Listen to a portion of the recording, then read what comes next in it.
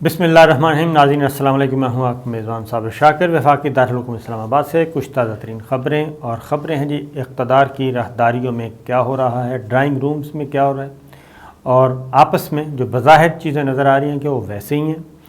और एक बार फिर रस्साकशी चल रही है। और ये रस्साकशी हुक्मरान जमात पाकिस्तान तहरीक इंसाफ, उसे लक कह लें, खुशकिस्मती कह लें, वज़ीर-ए-आज़म इमरान ख़ान की खुशकिस्मती कि वो कोई ना कोई ऐसे हालात पैदा होते हैं कि वज़ीर-ए-आज़म इमरान ख़ान के लिए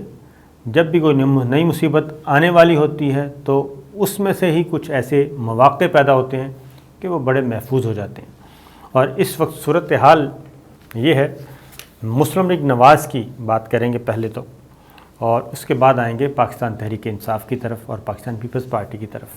अगर आपने चैनल को सब्सक्राइब नहीं किया तो सबसे पहले चैनल सब्सक्राइब कर लें, बेल आइकन को क्लिक करें और वीडियो को लाइक ज़रूर कीजिएगा ताकि आप तक हमारी वीडियोस बर वक्त पहुँचती रहें।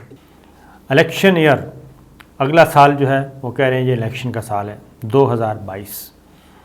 अब मुस्लिम लीग नवाज़ को फ़ैसला करना था कि मुस्लिम लीग नवाज़ के अंदर अगला वज़ीर-ए-आज़म का उम्मीदवार कौन होगा, ये क्लैरिटी होनी चाहिए। और मुस्लिम लीग नवाज़ की तरफ से कौन लीडर होगा, ये क्लैरिटी होनी चाहिए, क्योंकि पाकिस्तान तहरीक इंसाफ में ये मसला नहीं है। पाकिस्तान तहरीक इंसाफ वज़ीर-ए-आज़म इमरान ख़ान, और वही दोबारा अगर जीतते हैं तो वही वज़ीर-ए-आज़म होंगे। पाकिस्तान पीपल्स पार्टी में बड़ी क्लैरिटी है और वहाँ पे ये लड़ाई नहीं है। पाकिस्तान पीपल्स पार्टी में कभी नहीं आपने सुना होगा कि मीडिया में आके मुख्तलिफ़ ओपिनियंस जो हैं, जो पार्टी के अंदर डिस्कशन होती है या पार्टी के अंदर बैठ के जो इख्तलाफात होते हैं, इख्तलाफ राय होता है, वो मीडिया में आए। और पाकिस्तान तहरीक इंसाफ में भी ये बात मौजूद है कि अंदर की बातें बाहर आती रहती हैं और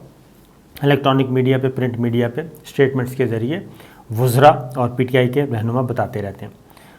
यही चीज़ मुस्लिम लीग नवाज़ में कुछ ज़्यादा है। अब जो शहबाज शरीफ वर्सेस नवाज़ शरीफ, शहबाज शरीफ वर्सेस मरीम सफदर साहबा, ये जो चीज़ें चल रही हैं, उसमें अब वज़ारत-ए-उज़्मा के लिए शाहिद खाकान अब्बासी साहब ने अनाउंस कर दिया कि अगले उम्मीदवार जो हैं वज़ारत-ए-उज़्मा के, वो हैं शहबाज शरीफ साहब। और शहबाज शरीफ साहब चूँकि पार्टी के लीडर हैं, इसलिए वो होंगे वज़ीर-ए-आज़म। और उन्होंने ये भी कह दिया कि मरीम सफदर साहबा तो हैं डिस्क्वालीफाई, वो नाअहल हैं, वो इलेक्शन लड़ ही नहीं सकती। जब लड़ नहीं सकती तो फिर उनका फ़ायदा क्या। अब यह भी चीज़ें चल रही थीं कि उसके बाद फौरी तौर पे मरीम सफदर साहबा ने मैदान में उतारा ज़ुबैर साहब को और उन्होंने कहा कि ज़रा क्लास ली जाए। और उन्होंने ज़ुबैर साहब को बताया, ज़ुबैर साहब ने आके इसकी नफ़ी कर दी। उन्होंने कहा कि इसका फ़ैसला तो जब वक्त आएगा तो तब किया जाएगा। शाहिद खाकान अब्बासी साहब के पास पता नहीं कहाँ से ये इत्तला आ गई और उनको किसने बताया, ये वाज़ेह तौर पे एक रिफ्ट थी। लेकिन अगर हम मुस्लिम लीग नवाज़ के अंदर देखें, और फिर मुस्लिम लीग नवाज़ के अंदर उम्मीदवार कितने हैं इस वक्त वज़ारत-ए-उज़्मा के, ये बात ज़हन में रखिए, क्योंकि शरीफ फैमिली के अंदर की जो लड़ाई है उसकी वजह से जो सेकंड टियर की लीडरशिप है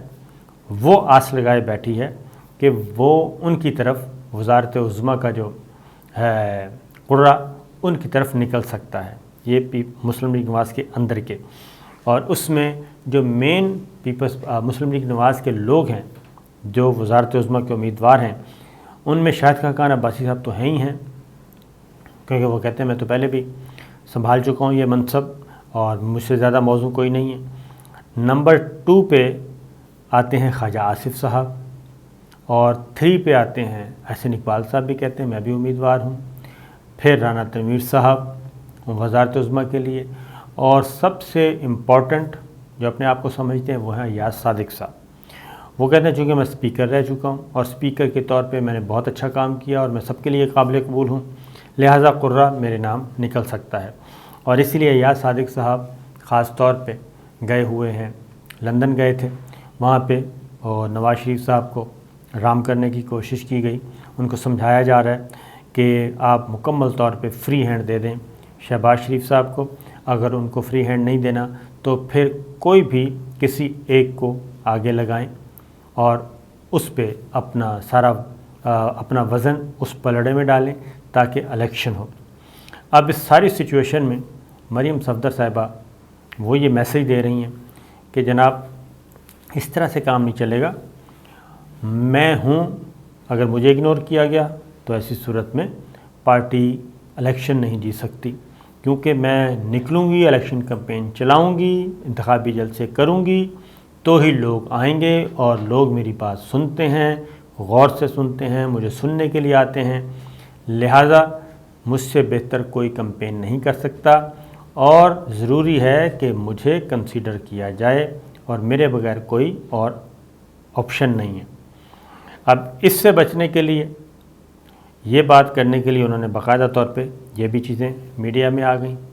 اور زبیر صاحب ان کی آواز بنے، اور انہوں نے یہ میسیج بڑا کلیئر کنوے کر دیا کہ کوئی شہباز شریف صاحب نہیں، اور صرف اور صرف شریف فیملی کے اندر اگر ہیں تو نواز شریف صاحب ہیں یا پھر مریم نواز ہیں، اس کے علاوہ کوئی نہیں ہے۔ اور مریم نواز صاحبہ انہوں نے کہا کہ بہت جلد نواز شریف صاحب بھی، ان کی ڈسکوالیفیکیشن بھی ختم ہو سکتی ہے، سزا ختم، ڈسکوالیفیکیشن ختم، اور مریم صفدر صاحبہ کی بھی ہو سکتی ہے۔ یہ ساری چیزیں ابھی جو پلان تیار کیا گیا تھا مریم صفدر صاحبہ کو کہ ڈسکوالیفیکیشن ختم کروانے کے لیے،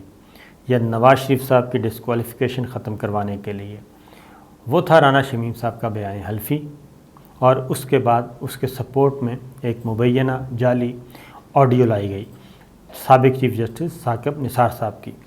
تو ایک فورنزک کہا گیا جی، فورنزک رپورٹ بھی آ گئی ہے، اور امریکہ میں سب کچھ ہوا، لیکن اب اس کا ایک کاؤنٹر چیک آ گیا ہے، اور اس میں یہ ثابت ہو گیا ہے، ایک نئی فورنزک رپورٹ ARY ٹیلی ویژن نے کروائی،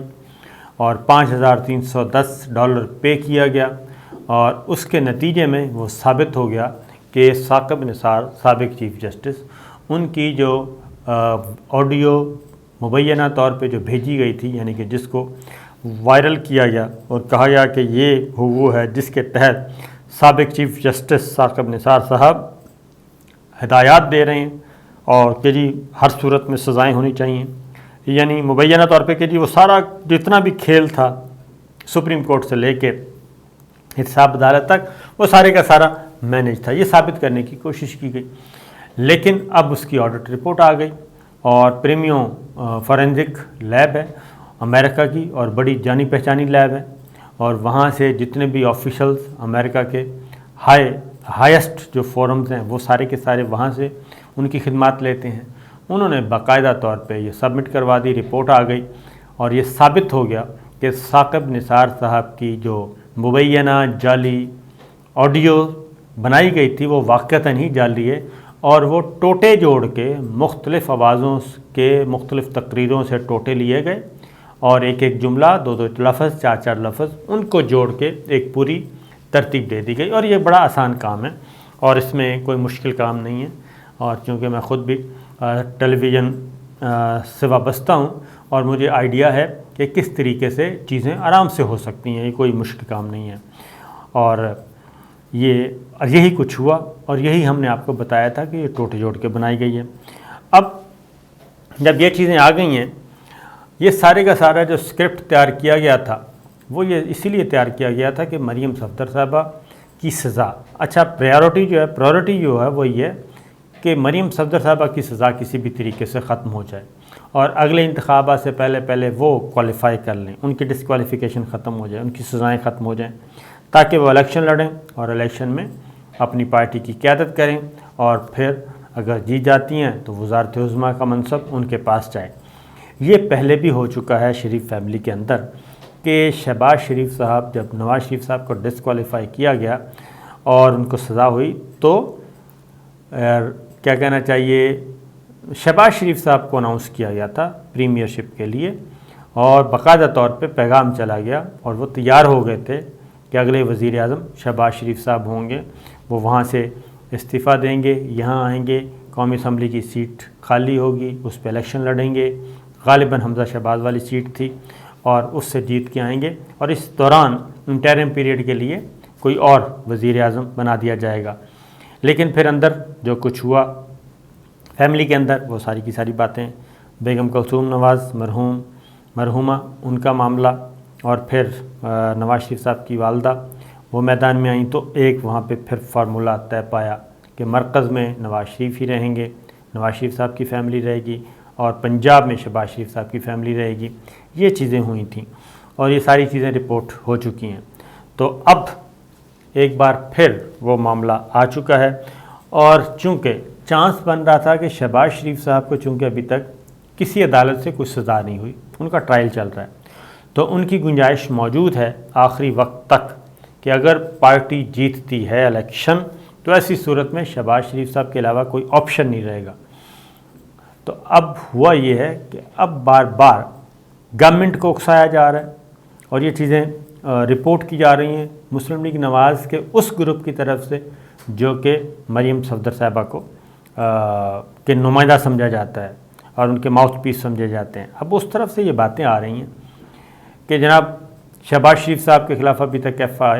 آئی اے نے چلان سبمٹ نہیں کیا، وہ چلان سبمٹ ہو گیا۔ پھر جو چیزیں ایف آئی اے کے چلان میں کہی گئی ہیں، یعنی کہ ملزم گردانا گیا ہے اور یہ اسٹیبلش کیا گیا ہے کہ بھائی یہ وزیر اعلیٰ پنجاب شہباز شریف صاحب جب تھے 2008 سے 18 تک، اسی زمانے کی ساری ٹرانزیکشنز ہیں، سارے لین دین ہے، اور یہ سارے اکاؤنٹس میں جو 16 ارب روپے کی آمد و رفت ہوئی یہ اسی کی ہے۔ تو وہی چیز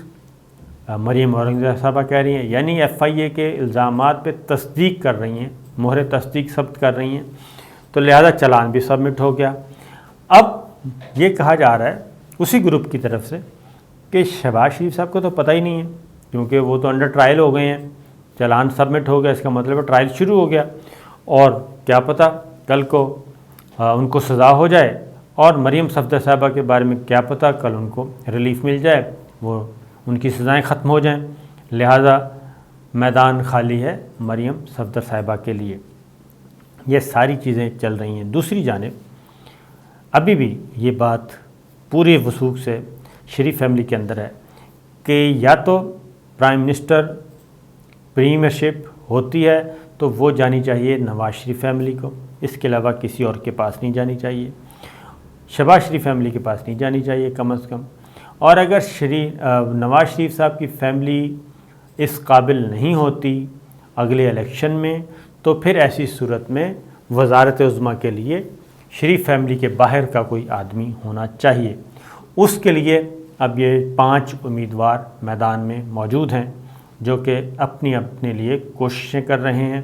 اور ان کے لیے مسئلہ صرف ایک ہے، وہ مسئلہ یہ ہے کہ یہ کس گھر کو راضی کریں، زیادہ تگڑا کون ہے، مریم صفدر صاحبہ کا گروپ یا پھر شہباز شریف صاحب کا گروپ۔ یہ چیزیں بھی جو ہیں آپس کی چل رہی ہیں۔ جبکہ دوسری جانب وزیر اعظم عمران خان اور ان کی ٹیم کیا کر رہی ہے، وہ آہستہ آہستہ ان چیزوں سے فائدہ اٹھا رہی ہے، اور ایک بار پھر مسلم لیگ نواز جو ہے وہ اس پوزیشن پہ واپس جا رہی ہے کہ یہ پارلیمان اپنی مدت بھی پوری کرے اور انتخابات ہوں 2023 میں، ہمیں کوئی اعتراض نہیں ہے،